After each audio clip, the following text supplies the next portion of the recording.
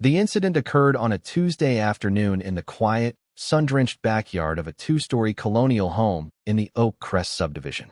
Judge Annalise Carter, a 58-year-old black woman and a sitting federal judge for the United States District Court, was stopped while hanging her late husband's shirts on a clothesline. The responding officer, Patrolman Kent Riggs, badge 714, approached her from the side gate, which had been left ajar. He accused her of trespassing and setting up a potential theft, pointing to her laundry basket as a prop. Despite her calm statements that she owned the home, Officer Riggs physically blocked her path, escalated his threats, and attempted to detain her without cause, operating under the clear and demonstrable assumption that a black woman could not possibly be the rightful resident of such a property. This encounter, recorded on his own body camera and by a civilian bystander, would end his career and expose the deep-seated prejudice he wielded as a weapon under the color of law. The world felt muffled, the way it always did when Annalise handled Robert's clothes. The scent of him, faint but persistent, clung to the worn cotton of his favorite chambray work shirts. It was a scent of sawdust, old books, and the lemon verbena soap she always bought. Hanging them on the line, letting the warm May sun bake them dry, was a ritual, a quiet communion with a ghost. The clothespins were smooth and cool in her hand. The gentle snap as she fixed a collar to the line was the only sound besides the distant hum of a lawnmower and the chirping of sparrows in the ancient oak that shaded half the yard. She was lost in this small, sad peace when a voice, sharp and laced with unearned authority, sliced through it. "Ma'am, step away from the basket. Keep your hands where I can see them." Annalise froze, a blue shirt still in her grasp. She turned slowly. A white police officer stood just inside the open gate of her privacy fence, one hand resting on the butt of his holstered firearm. He was young, with a face that seemed caught between boyishness and a practiced, hardened scowl. His posture was a study in aggression, feet planted wide, chest puffed out, eyes narrowed into accusatory slits. The timestamp on the bodycam footage would later show 2:14 p.m. "Excuse me." Annalise's voice was even, betraying none of the cold dread that was beginning to seep into her bones. She had seen this posture 1,000 times, not in her backyard, but from her elevated position on the bench, watching videos of traffic stops and street encounters that had spiraled into tragedy. "You heard me," he said, taking a slow, deliberate step onto her lawn. His boots crushed a patch of clover. "What are you doing here?" The question was absurd. She was standing in her own yard, holding her own laundry. Yet she knew, with the weary certainty of a lifetime of such encounters, that the simple truth would not be enough. "I'm hanging my clothes to dry," she said, her voice remaining calm, measured. She let the blue shirt drop back into the wicker basket at her feet. She raised her hands slightly, palms open, a gesture of non-aggression she shouldn't have had to make. "This is my home." Officer Riggs let out a short, derisive huff of air. His eyes swept over her. The faded gray sweatshirt with a university logo, the worn gardening pants, the simple head wrap covering her hair, and then to the stately brick house behind her. The silent calculus of his prejudice was plain to see. The equation didn't add up in his mind. "Right?" he sneered, the word dripping with disbelief. "You're home. I got a call about a suspicious individual on this property. Said someone was in the backyard, possibly setting up a burglary. This basket here," he gestured with his chin, "makes a real convenient way to carry things out, doesn't it?" Annalise felt a familiar exhaustion settle over her. It was heavier than grief. It was the weight of having to constantly justify her own existence in spaces she had earned, in a world she had navigated with grace and intellect. "Officer," she began, her tone shifting subtly, becoming more precise, less conversational. "There is no burglary. This is my property. My name is Annalise Carter. I have lived here for 22 years. He took another step closer. He was now close enough for her to see the name on his tag, Riggs. "Everybody's got a story. You got some ID that proves you're Annalise Carter? Something with this address on it." This was the classic procedural trap. "My wallet is in my purse, on the kitchen counter inside," she said. "If you'll allow me to go inside, I can retrieve it for you." Riggs's smile was a thin, cruel line. "Oh no. No, we're not doing that. I'm not letting you go inside where you can grab a weapon or call for help." You're going to stay right here while we figure out who you are and what you're really doing here. He was weaponizing policy, twisting the concept of officer safety into a tool of intimidation. He was isolating her in her own backyard. The sun felt less warm now. The chirping of the birds sounded distant and mocking. Across the street, she saw Mrs. Gable, her neighbor of 15 years, peek through her blinds. A man walking a golden retriever slowed his pace on the sidewalk, his brow furrowed with concern. He subtly angled his body, and the telltale glint of a smartphone screen caught the light. The silent witnesses were assembling. Annalise drew a slow, centering breath. Her mind, trained for decades to dissect arguments, identify fallacies, and command a room with quiet authority, began to work. The judge was taking her seat. "Officer Riggs," she said, her voice now devoid of any warmth, as cool and hard as polished marble. "You are currently conducting an investigatory detention. For such a detention to be lawful under Terry v. Ohio, you must have a reasonable, articulable suspicion that I have committed, am committing, or am about to commit a crime. What is your reasonable suspicion?" The legal citation hung in the air between them, an unexpected and unwelcome intruder in his simple narrative of power. Riggs blinked. A flicker of confusion crossed his face before the scowl returned, harder this time, angrier. He was being challenged on his own turf, with language he was supposed to know but clearly didn't fully grasp. My suspicion is I got a call about a prowler, and I find you here, in a backyard you don't belong in, with a basket ready to haul off loot. That's plenty." He was flustered, his voice a notch too loud. "The call reported a suspicious individual," Annalise corrected him calmly. "The definition of which is highly subjective. You arrived and found a woman engaged in a domestic chore. The presence of a laundry basket is not, in itself, indicative of criminal intent. You have not articulated a specific crime. Therefore, you are exceeding the scope of a Terry stop. You are, in fact, illegally detaining me." She watched him process this. He was like a student struggling with a math problem far beyond his comprehension. His training had prepared him for suspects who ran, or fought, or pleaded. It had not prepared him for a woman in a sweatshirt calmly citing Supreme Court precedent while standing over a basket of her dead husband's shirts. His frustration mounted, curdling into raw anger. "I don't need a law lecture from you," he snapped, his hand dropping from his belt to rest fully on the grip of his pistol. It was a deliberate, theatrical escalation. "You're trespassing until you prove you're not. Now, put your hands behind your back. You're being detained." The click of the holster's safety strap being undone was unnaturally loud in the quiet yard. Annalise didn't move. She didn't flinch. Her gaze remained locked on his. The fear was still there, a cold knot in her stomach, but it was overshadowed by a profound, clarifying anger. This man was not just disrespecting her. He was desecrating this space, this sanctuary of her grief. "Touching me would be a mistake, officer," she said, her voice dangerously quiet. "It would add assault and battery under color of law to your growing list of civil rights violations. I suggest you reconsider your next move very carefully." The man with the dog had stopped completely now, his phone held up in plain view. Riggs saw it. His head whipped toward the sidewalk, his face contorting with fury. "Get that camera out of my face. This is an active police investigation." The man didn't move.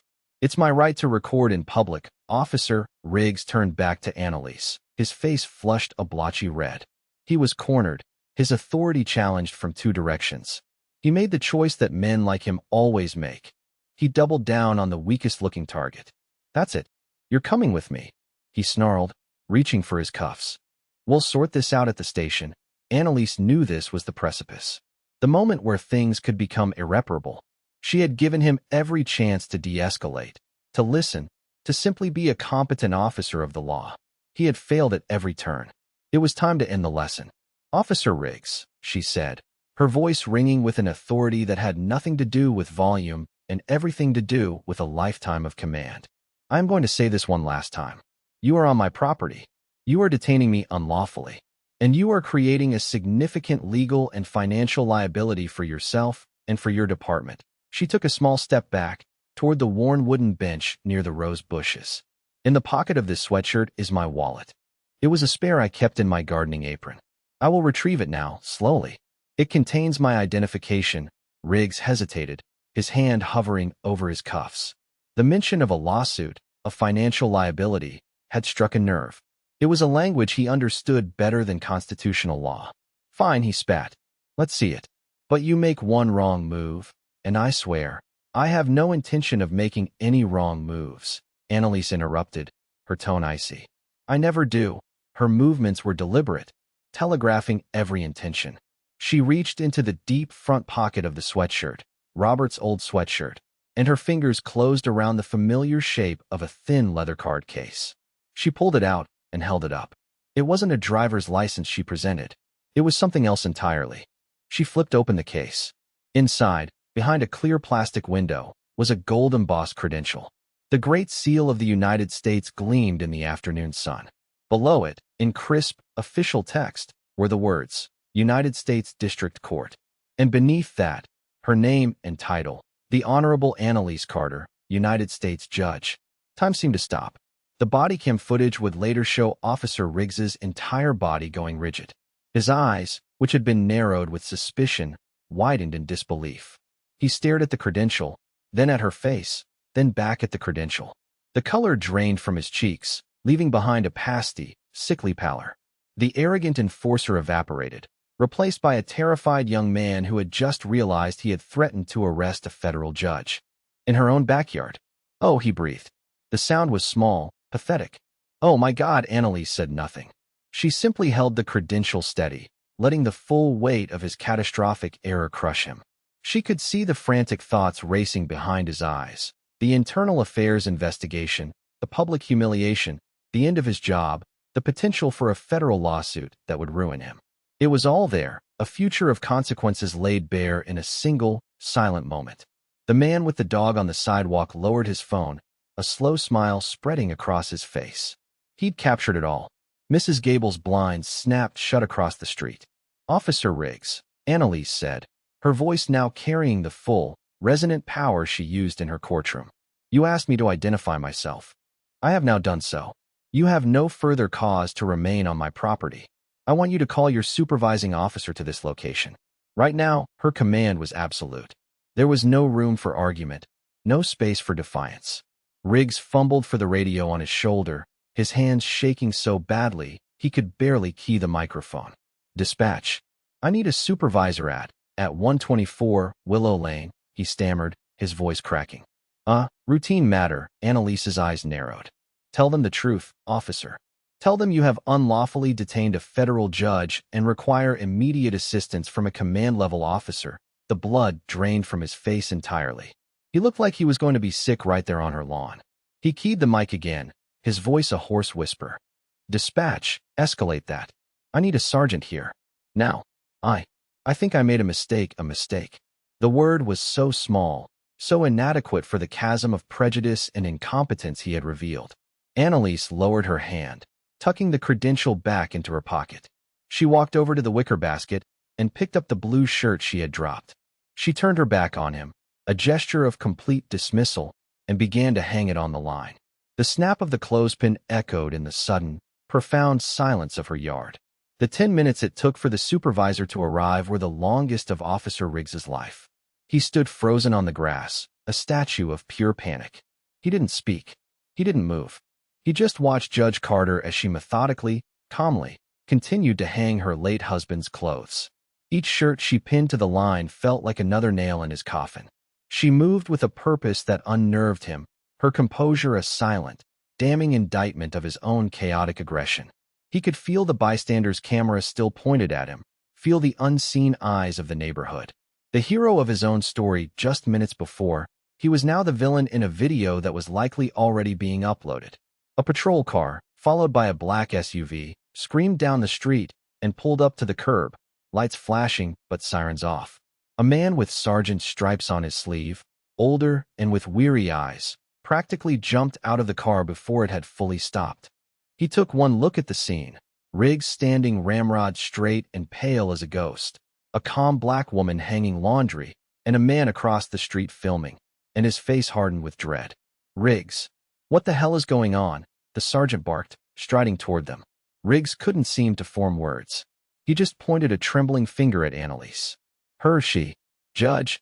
The sergeant's eyes followed the finger. He looked at Annalise, then did a double take. His expression shifted from anger to dawning horror. He was older, had been on the force longer. He recognized faces from the news, from civic events. He recognized Judge Annalise Carter. "Oh no," the sergeant whispered to himself. He approached Annalise cautiously, his hands held up in a placating gesture, as if approaching a startled animal. It was a stark contrast to Riggs's belligerent advance. "Judge Carter? Sergeant Wallace. I am so sorry. Ma'am, whatever happened here, I assure you." Annalise placed the last clothespin on the last shirt. She turned to face him, her expression unreadable. "Sergeant Wallace," she said, her voice even. "Your officer entered my private property without a warrant. He accused me of being a burglar. He refused to allow me to retrieve my identification from my own home. He threatened me, placed his hand on his service weapon in a menacing manner, and attempted to unlawfully arrest me. All of this, Sergeant, while I was hanging my laundry." She paused, letting each violation settle in the air. "He did this because he saw a black woman in a neighborhood he believes I don't belong in. There is no other explanation." Sergeant Wallace looked at Riggs, his face a mask of cold fury. "Is this true?" Riggs just stared at the ground, his silence a confession. "Get in your vehicle. Turn off your body camera. Do not speak to anyone. Do you understand me?" Wallace commanded. Riggs nodded numbly and scurried away like a chastised child, his retreat a pathetic counterpoint to his earlier swagger. The sergeant turned back to Annalise, his face etched with apology and the frantic calculations of damage control. "Judge, on behalf of the department, I cannot apologize enough. This is inexcusable. Officer Riggs is a newer officer. Do not make excuses for him, Sergeant." Annalise cut him off, her voice sharp. "His newness on the force does not grant him license to violate the Constitution. His prejudice is not a rookie mistake. It is a character flaw that makes him unfit to wear a badge. I want his name. I want his badge number. And I want a copy of his body camera footage, as well as the initial dispatch call, delivered to my chambers by 9 o'clock tomorrow morning." "Yes, ma'am." "Of course, Judge. Anything. I will be filing a formal complaint with the Office of Professional Responsibility," she continued, her voice relentless. "I will also be speaking with the city attorney regarding the departmental pattern and practice that allows an officer like him to feel so emboldened. And that gentleman across the street," she nodded toward the man with the dog, who gave a small, affirmative wave, "is a witness. I'm sure he will be happy to provide a statement." In his video, the sergeant looked like he was going to faint. He had arrived expecting to mediate a dispute and was now facing a federal case. "Judge, please, we can handle this internally. We will take swift and decisive action. I promise you." Annalise looked at him, and for the first time, a flicker of the profound weariness she felt showed in her eyes. "Sergeant, your department's internal actions are its own concern. My actions are about ensuring this doesn't happen to someone who doesn't have a federal judicial appointment to protect them. Someone whose career you can't ruin. Someone who might have ended up in the back of that car, or worse. Now, unless you plan on arresting me for hanging my laundry, I'd like you to leave my property." Her words hung in the air, a final, unassailable judgment. The sergeant, defeated, simply nodded. "Yes, Judge." He turned and walked back to his car, speaking into his radio in low, urgent tones. The flashing lights were extinguished, and the vehicles pulled away, leaving the street once again quiet and serene. The bystander gave her a respectful nod and continued his walk. The show was over. Annalise stood alone in her yard, surrounded by her husband's shirts flapping gently in the breeze. They looked like ghosts dancing on the line. The vindication she felt was hollow, tinged with a deep, abiding sorrow. She had won. She had asserted her power and put a racist officer in his place. But she shouldn't have had to. She was a federal judge, a pillar of the very system of laws that Riggs had sworn to uphold. And yet, in that moment, none of it had mattered. Her credentials, her career, her long history in this very house, all of it had been invisible to him. He had seen only one thing, a black woman who was out of place. She reached out and touched the sleeve of a worn flannel shirt, Robert's favorite for autumn yard work. The fabric was soft, familiar. The confrontation had stripped away the peaceful cocoon of her grief, replacing it with the cold, hard armor she had to wear to navigate the world. But here, now, In the quiet of her sanctuary, the armor felt heavy. The video went viral by nightfall. Titled, "Cop Tries to Arrest Federal Judge for Doing Laundry," it was a masterclass in racist assumptions and karmic retribution. Officer Riggs became an overnight symbol of police overreach. The police department issued a formal apology within hours, announcing Riggs was on unpaid administrative leave pending an investigation. It was a formality. Everyone knew his career was over. The next day, news vans were parked on her street. She didn't speak to them. Her statement was the formal complaint she filed, a document written with the cold, precise lethality of a judicial opinion. It detailed every second of the encounter, every violation, every assumption. It was not just a complaint, it was a conviction. Weeks later, she sat on the same wooden bench in her backyard, a cup of tea in her hands. Riggs had been fired. The city had settled with her out of court for a nominal sum, which she immediately donated to a civil rights organization. The news cycle had moved on. But for her, the quiet in her yard was different now. It was a peace she had been forced to fight for, in the one place she should have felt safest. She looked at the empty clothesline, swaying slightly in the wind. It was just a clothesline, but it was also a witness stand, a battleground, and a reminder. A reminder that even for a woman who could send men to prison for life, the most dangerous thing she could be in America was a black woman in the wrong person's imagination. And that was a sentence she would have to live with forever.